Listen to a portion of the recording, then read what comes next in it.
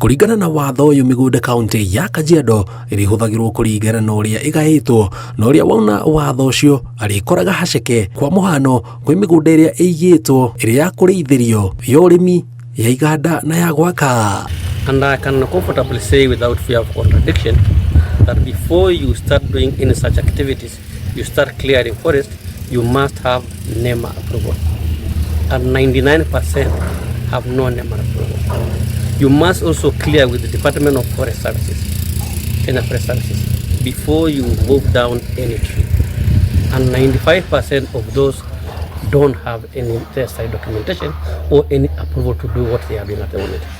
Kwa hivyo tumefikiria kuna wale ambayo wameingia na wamenunua mashamba. Kununua shamba si mbaya, lakini tunataka waelewe, yaani lengo ya hiyo area na vile imetengwa. Kuna area ambayo imetengewa ufugaji na kuna area ambayo imetengewa watu kuishi tu. Ni undu ucungiriirie thirikari ya kaunti itabanie mugururio wa kurora uria migunda irahuthirwo na kana watho ucio ni urarumirirwo. As a member of the civil society, I see this as pure impunity.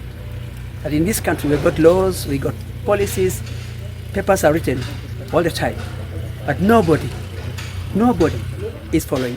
The president gave a directive on conservation areas in July 2023 that no authority that deals in licensing should do any permitting or licensing in the fragile ecosystems. Kaunti ya Kajiado yoete mwerekera wa kaunti ingi 12 na watho-ini ucio maundu megie kurumbuia nyamu cia githaka na urithia wa mahiu ni wikirirwo kuona macio ni mamwe ma maundu maria moete migunda iria minene kaunti ino. To see how do we effectively now ensure that such stop.